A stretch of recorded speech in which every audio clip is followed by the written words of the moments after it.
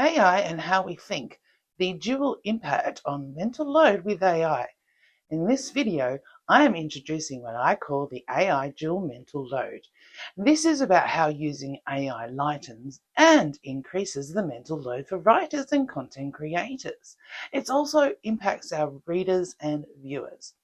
I'll walk you through how I use AI with my newsletters, blogs, and images, and why I don't use it for my fiction writing. I'll share a link to a free worksheet I've created for kids aged 8 through to 12. This worksheet encourages them to experiment with AI editing without losing their own voice or the depth of their story. If this sounds like your kind of topic, stick around. With so much controversy around AI, why risk using it? For me, it boils down to juggling a task to optimize time, money, energy, and the quality of what I put out into the world. AI has become a one-stop helper for things like research, editing assistance, checking scannability, and so on. The more I work with it, the more I see this dual mental load clearly. On one side, AI reduces my mental load. I don't have to hold every writing and image decision in my head at once. I can ask for help with flow, spelling, or does this make sense, and move faster. On the other side, it adds to my mental load. I have to stay on guard to make sure I keep what I want to express, whether that's in words or images, and how I want to present it. AI smooths tone, simplifies a nuance, or changes it due to misunderstanding or missing the nuance, or switches context. This means I must stay focused, with my eye on the perspective I want to share. I have controls in place. For example, I remain the creator and always write the first newsletter, blog, and article draft, or sketch the base image. AI is an assistant I consult afterward. It helps me check flow, scannability, SEO, AIO, emotional connection, and more. This reduces the mental load of certain tasks, but the responsibility to keep my work authentically mine sits firmly with me. This is the negative side of the mental load with working with AI. The core idea is AI can make the work lighter and heavier at the same time. How I manage that balance directly affects the people reading or viewing what I create. My two truths about using AI. Firstly, it's useful, helpful, cheap, and conveniently available whenever I need it. If I'm editing a blog, planning a newsletter, AI can give me quick feedback.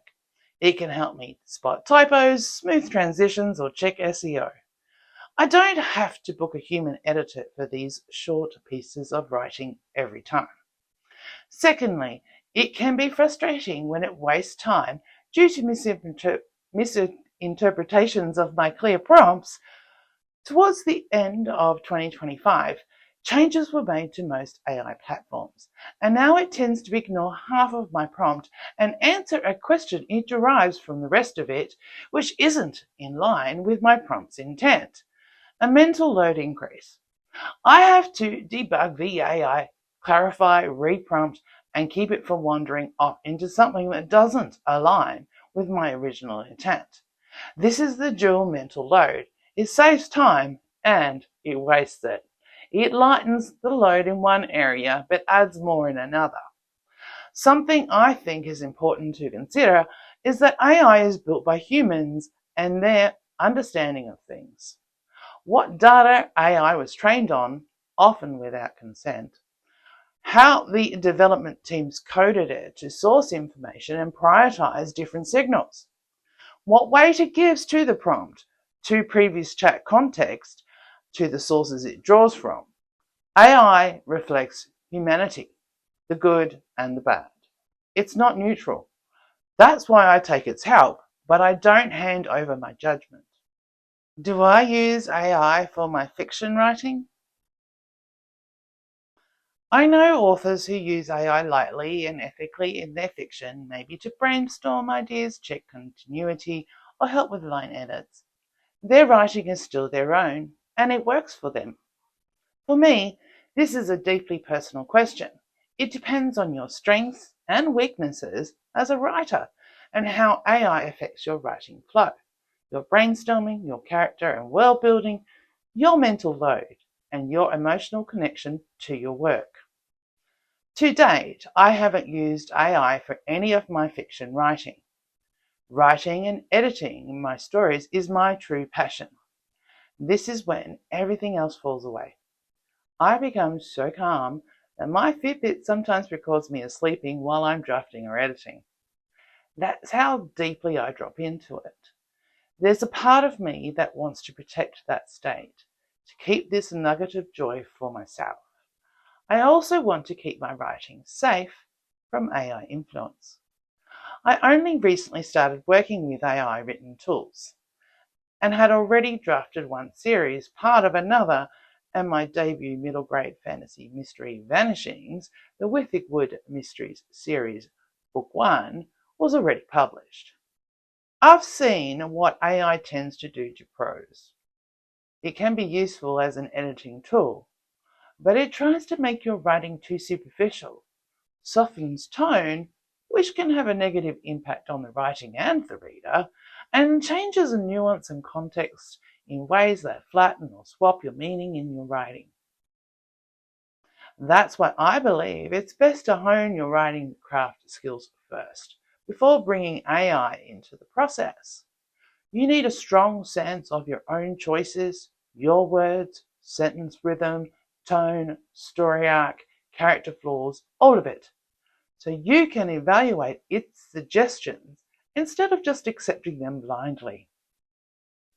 I am contemplating using AI-adjacent tools such as Grammarly for a pass once I've drafted a manuscript and done a few editing rounds. I may ask an AI to look at a section, an outline, or a character profile, but the final editing work will always go to one of my very human and amazing editors. And the outlining character work, world building, and drafting will always stay with me. I enjoy it too much to share. Visuals are another place where AI offers a tempting shortcut and another dual mental load. I've always been drawn to art. I sketch and paint and have done a few classes in sketching, charcoal and acrylics. Sadly, feedback from my perfectionist father at a young age reduced my confidence badly. So putting time into art comes with its own emotional load. AI image tools have been helpful. I mostly create character and scene images from my stories so I can keep a steady visual of the worlds I'm writing. I typically draw a starting image because I have very specific ideas in my head and AI can't follow a massive list of exact instructions. The other reality is, by giving it my own base image, the AI leans more on my work and less on other artists. Another way I attempt to keep the work my own, an ethical point for me. Even with this strongly guided visual plus prompt, it often takes multiple runs to get enough usable elements. I use Photoshop to create a single cohesive image that matches what I visualized in my story. It's time consuming, but the happiness I get from seeing those visuals is worth it. When it comes to how many images I use publicly, I've had a rethink about the old "a picture's worth 1,000 words" mantra and considered the why behind why someone is reading my newsletter or blog compared to following me on social media. With newsletters and blogs, people are there to read what you write. A header image and the occasional relevant photo, like my greyhound Marjorie in her dog goggles, if I'm sharing about her, is usually enough. On social media, I have shifted to using my newsletter or blog header as a background and record a short video of me talking about the piece, a key point, or the kids' worksheet. This reduces my need for AI images in everyday posts. However, images are needed when it comes to pre-launch, launch, post-launch advertising and these types of post advertisements. The key takeaway here is the purpose of the post and the reason the consumer is there, as a subscriber to a newsletter or a follower on socials, and the information you are sharing with them. For covers, I'm even more cautious.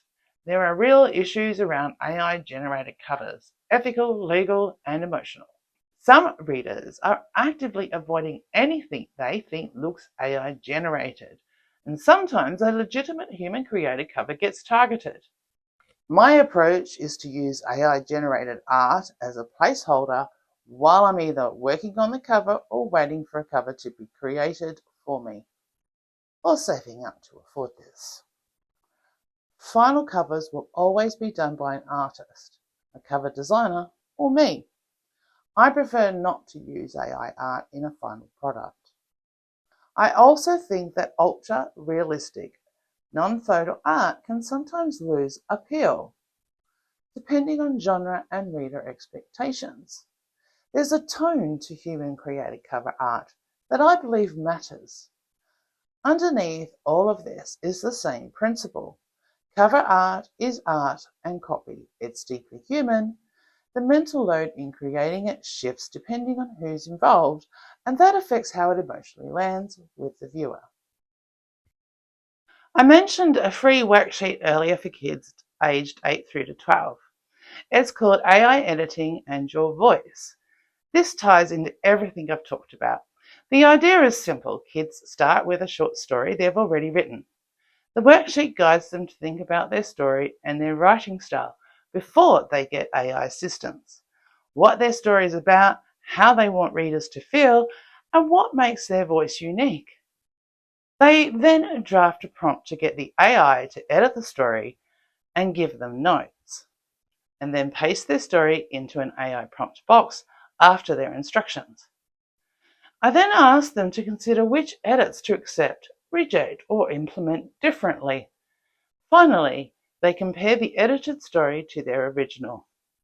The idea of this worksheet is to teach kids that AI can be a useful editor, but they are the author. Their voice matters. They get to stay in charge. If you'd like that worksheet, you'll find the download link in the description. So that's how I see the dual impact on mental load with using AI. It lightens specific tasks, it can help and it can frustrate, it can support creativity, and it can quietly erode voice if you're not paying attention.